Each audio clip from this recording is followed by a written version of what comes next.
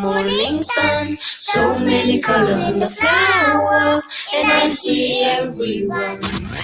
Connect and stay ahead with Salam Media. This is Salam Media coming to you live from South Africa. Welcome back. You tuned into Inspired Afternoons with me, your host Mariam Mia. And now it's time for educational insights, my baby, my first love. Yes, I am passionate about all matters educational. That is why I feel that announcement of matric results 2020 tomorrow for GDE schools. I'm just as excited and I'm passionate, and I think I still share those inches butterfly in the tummy moments with the matriculants, and I'm just as excited in terms of that. Yes, at 4 o'clock I'll be switching on the one of the platforms where the minister and the deputy minister will be announcing this overall synopsis of matric results 2020. And it was a difficult year last year with no reference point in terms of the matriculants, in terms of how to handle themselves, how to conduct themselves, switch between blended learning. But looking forward to that announcement. And tomorrow at 3 to 4, from 3 to 4 p.m., I have dedicated a whole hour to acknowledge the efforts as well as to celebrate hashtag congratulations Matrix 2020. So looking forward to that. And if you're a matriculant out there, please do call the studio, and Brother Ziad will give you a number that you can send a voice note regarding how you're feeling about your results. So if you're a parent, you can send a congratulation message as well. Now, moving on now. Yesterday, 21st February was International Mother Language Day. Celebrated every year on the 21st of February, UNESCO reiterates its commitment to linguistic diversity and invites its member states to celebrate the day as in many languages as possible, as a reminder that linguistic diversity and multilingualism are essential for sustainable development.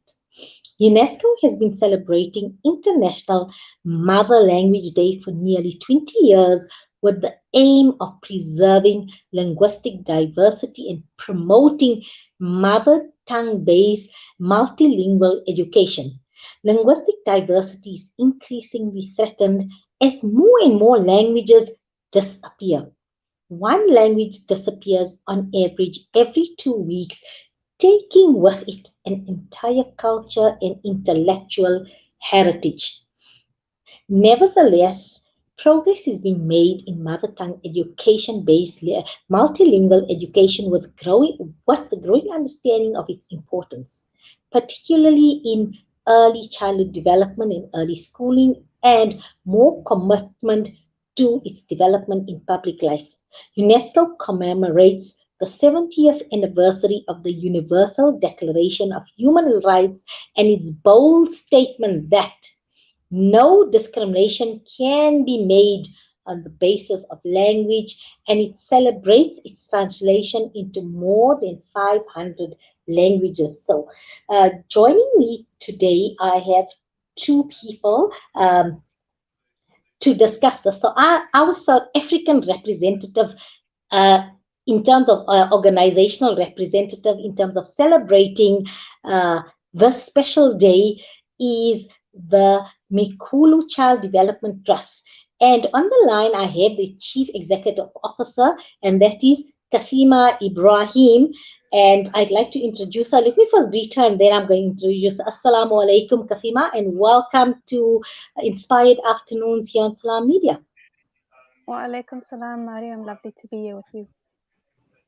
Okay, so you left the corporate world, should I say, in the private sector where you've been working, and you're working as a consultant as well in the Africa Delivery Hub at SENZEB as well. So you've been working in the foundational and NPO fields as well, besides the corporate. And now you are the CEO of the Mikhulu Trust charity, and that is based initially registered in the United Kingdom as well as South Africa. So the center, the trust bridges the gap between academic research on parenting and families and the networks that support them. And the trust is also at the forefront of promoting evidence-based early childhood development in South Africa, in particular advancing an innovative program called Dialogic Book Sharing. And that I'm going to get you definitely on another program to discuss this. Because I'm intrigued by this, and also being an early childhood development specialist myself, practicing for the past 20 years, this is now my field where I get so excited and I just get consumed by various thoughts in it because I'm so passionate. Because for me, that is the beginning of educational journey. Starts there, and if the foundation is laid there, for me, it's smooth sailing on the waters thereafter. And also, you focus on relationships that are nourishingly help nurture resilient and curious children, and any caregiver, regardless of their formal education, can provide this support when given the right tools. And I absolutely agree on training caregivers in their capacity to do this. And you work with organizations and government to integrate your programs into services they offer families and promote further research into book sharing interventions. So now, tell me a little bit more about the competition you introduced in terms of an essay to celebrate. As I'm sure the intention was to celebrate as well as preserve mother tongue education. And somebody who's in the field of early childhood development, I also advocate the early or formative years in terms of teaching the children in their mother tongue language. Thank you, Mariam, for that lovely introduction. Yes, so exactly. Mikhulu Trust is an early childhood development organization that focuses and mainly on supporting parents and caregivers of young children. So, and we do that through our main program, which we call book sharing. And I mean, we'll talk again about what book sharing is, but very briefly, it's an interaction that a parent has with their young child using a wordless picture book. And so this is where our connection and our support for International Mother Language Day comes from, is because through book sharing as an activity from a very young age, from as young as maybe 10 months old, a mom can do this activity, or a parent can do this activity with their young child in the chosen language that they have, that they speak in their home, or that they would like their children to be stimulated with and grow up with. And in this way, we're able to support parents to develop the young children's language and pre-literacy skills in their mother tongue language. So, Kaathima, now with English being the global language of communication, I mean, if you look at the world over, from anywhere from the East to South America to the Far East, you every parent's intention is they save up money to send them to an English medium school, especially in countries that are non-English speaking, because in a parent's mind, if your child wants to get ahead in this world, English is sort of equated to intelligence. So if you can master the English language, you're halfway there in terms of opportunities. And as such, we are diminishing the value of our whole home language or mother tongue language. Why is that? Why is there such a global dominance of the English language? Yes, I mean, I think it does come down exactly to that, Mariam, to the globalization. And I think that not only have we made lots of traction with preserving and celebrating the importance of having those mother tongue languages, but also the impact of preserving those language on children's actual development. I think it's a lot about the perception of the like you say, the intelligence or the need for the English language at a very young age, but developing children's language and having a good language base from a young age, regardless of what that language is very important for children's brain development. So it doesn't matter which language the child's interacting with, engaging, as long as it is interactive, engaging. There's a lot of discussion. There's a lot of interaction using something like a wordless picture book. That's what builds children's young brains, regardless of what language it's in. So, Kaathima, in your professional opinion, in terms of early childhood development, so when you start, so like by even I think 6 months, when you start to speak to your child, you encourage speaking from the onset in the mother tongue until they're proficient and they can speak fluently in the mother tongue before introducing an additional language. So not necessarily English, but I would say in additional language. Up to what age do you recommend speaking only, or should you use a combination? Yes, so I need to caveat there that I'm not a language specialist, or even an early childhood development specialist per se. But in our program development and the way that our academic partners support us in developing our programs, my understanding is that children usually who grow up in bilingual homes happens when they get stimulation from two languages, and it happens at the same time. It's not that they need to be deprived of the one necessarily, but I think it's exactly that. It's that we don't necessarily want a large emphasis to be put on English for the sake of it being English, but that if the parent wishes them to have both, that they can have those stimulating activities in both languages. You can mention, speak about what is a book, and you can use the English word for book, or you can use the Xhosa word for book. And in that way, you develop both languages concurrently. Okay, so now let's talk about more. Now let's focus on this competition, my story, my language competition. So, what did the competition entail in terms of? Did you have to write a story, a picture book, or and who was the competition open to in terms of the age group and that? Great, yeah. So this was it was quite a short competition for us. We were very excited about International Mother Language Day, which was yesterday, like you said, and we wanted to celebrate the traditional stories that we have in South Africa, the tradition of storytelling, and just to celebrate the diverse mother languages that we do have. And the competition ran from earlier in this month, in Feb, until last week, Friday. And it was open to anyone a parent or a caregiver, someone who's supporting and working with young children. We loved, and we received a few stories from people who weren't necessarily parents, and we really enjoyed them.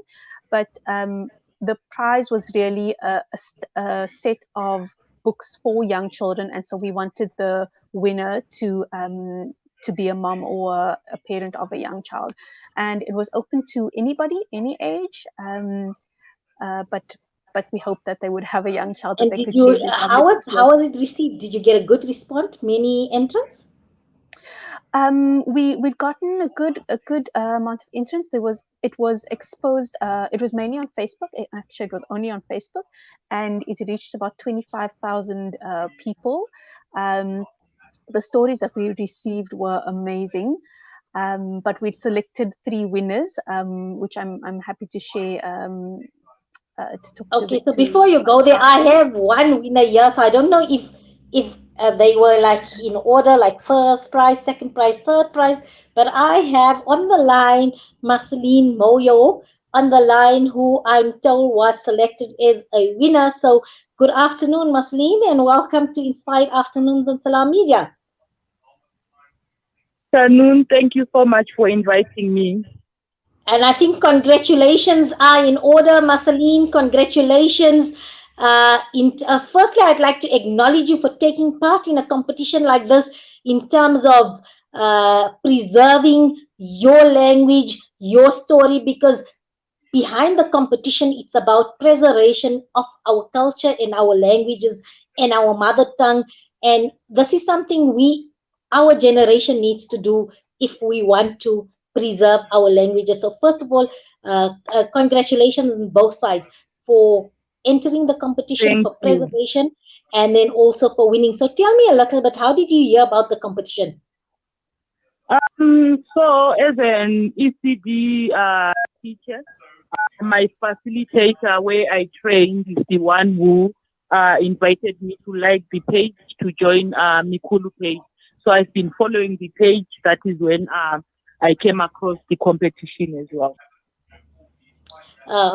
That's good. So you've got many practitioners of early childhood development facilitators as well that do follow Mikhulu Trust. Mikhulu Trust, and tell me what language. So what is your language, Marceline? So actually my language is Shona. I'm a Zimbabwean, but I reside Okay. in South Africa. So your story was written in Shona. And tell us a little No, bit about Kaathima here knows about your story, but tell us about the story that you shared in Shona. Oh, so I said it in English. It's a story about called Crocodile Sawtooth. If I may jump in, before Marceline goes a little bit in more detail, one of the things that we love the most about what she shared with us is that she told us that she loved the story so much that she wanted to recreate it with her younger sister, and so she had written out a storybook of this exact story to recreate the story so that it could live on with her younger siblings. Marceline, nice to talk to you. Maybe you can tell us a bit more about that. Oh, okay. So this story is about a crocodile. So this crocodile was always eating meat, and then it happened that one day a piece of meat got stuck between its teeth. So it was a challenge for the crocodile. So actually many animals came to try and help to pull out the meat, but they failed. So it was only the little bird. The little bird managed to pull the meat out of between the teeth. So the story, what I loved about it is while I was at school, my teacher was reading the story to us. I think I was doing grade 4 by then. So the way she expresses herself, telling the story, it was so interesting that I felt that when I go home, I will have to tell the story to my siblings. So yeah, story, I just loved it. When I got home, I could retell the story to my sisters, but I had that thing of wanting my sisters to feel the interesting thing, what I was feeling from the story.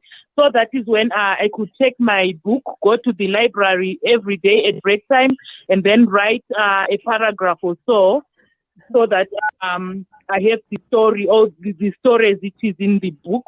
But the challenge was when I was trying to draw the crocodile, the animals, That was the challenge. But yeah, I love the story. Even now, I still read the story to my kids. Marceline, I just by your voice, I can hear you are early childhood development facilitator and educator, because I just see that passion in your voice, the excitement, and even now in your adult life, you are still so excited when it comes to storytelling. And I think that's using that imagination and triggering that imagination in our youngsters is what is the foundation for conceptual thinking later on. And I can see that, we need many passionate educators, foundation phase in early childhood development educators as yourself, because storytelling is the core of early childhood development, to create that love for learning. Through these animals, children are then introduced to the world around them. So I can hear that passion, and I think another congratulations in order. And having heard Masaleen again now, Kaathima, I think in your mind, you're just affirming that we've chose a worthy winner for the competition. Definitely, yes. So Maslin is the main winner, and we'll be arranging to send her about 40 children's books. And there were two follow-up winners who will each receive 10 children's books. And who are the follow-up winners? Do you have them on Uh, hand? so I don't have them on contact. I'm not in direct contact with them, but it's Zuki Mercy and Joyce Matabane. And they'll each both be receiving 10 books from us. Congratulations, Juicy. You said Juicy Joyce, Mercy, Joyce Joyce, Mercy. and So congratulations once again, Masaleen, and we wish you well for 2021 and all your little ones as well. And I'm sure they're going to look forward to those 40 books they're going to receive, and I'm sure you are going to tell it. I can hear that you are a real storyteller in your own right. So looking forward to that. I wish I could be a fly on the wall in their classroom to see the excitement when they're reading those new stories as well as a new. So congratulations and good luck, Masaleen. Thank you so much. Kaathima, before I let you go, so will this competition, My Story, My Language, now, is it an annual competition or was it a once-off? oh, that's a wonderful idea. This was the first time that we hosted it, Mhm. but I think we're definitely going to bookmark it for next year and maybe start the competition a bit earlier so that um, it can reach, a lot further.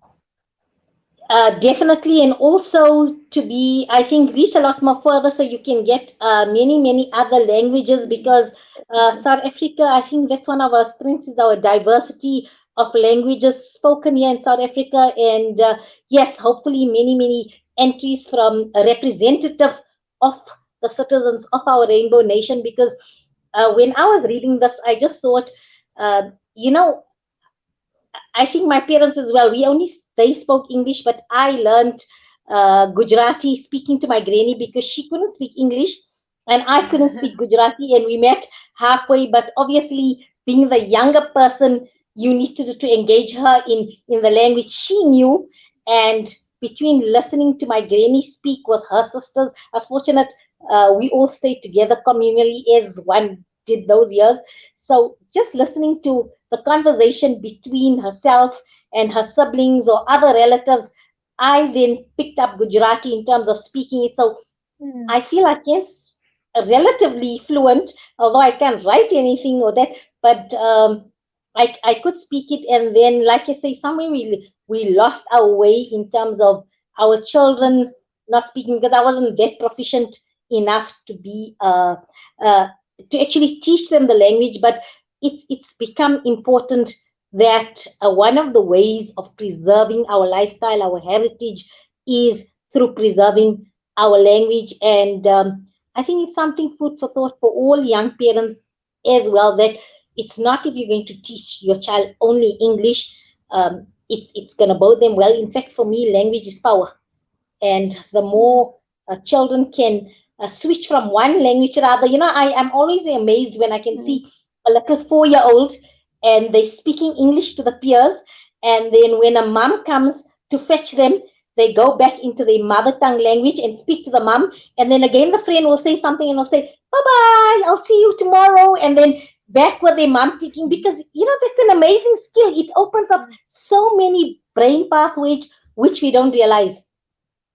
Exactly, that's exactly what happens. They just develop stronger brain pathways, and their language centers get strengthened. So exactly. Kaathima, it's been an absolute pleasure engaging with you, but I'd like to then one day invite you on my hashtag kindness and compassion segment where I feature MPOs to then speak more about the trust holistically in terms of what the trust does and what the trust offers, and also just advice. Maybe we'll get one of your other consultants of that in terms of early childhood development, just advice for parents there. But it's been an absolute pleasure to have met your acquaintance, and please do keep this on. And next year, once you start in you're going to put it in advance, please do give Salam Foundation, Salam Media a call, because we'd like to help you promote this, because I think it's a wonderful idea. Definitely will do. Thank you, Mariam. Okay. Assalamu alaikum. And it just has been an absolute pleasure. Wa alaikum salam, Mariam. Goodbye, Maslin. We'll talk soon. Thank you. Goodbye. Marceline, thank you for joining us. And as I've said earlier, good luck to you for 2021. We're going to go for a short break, and when we return, it's going to be nutritional lunchbox ideas, only here on Salam Media on Educational Insight.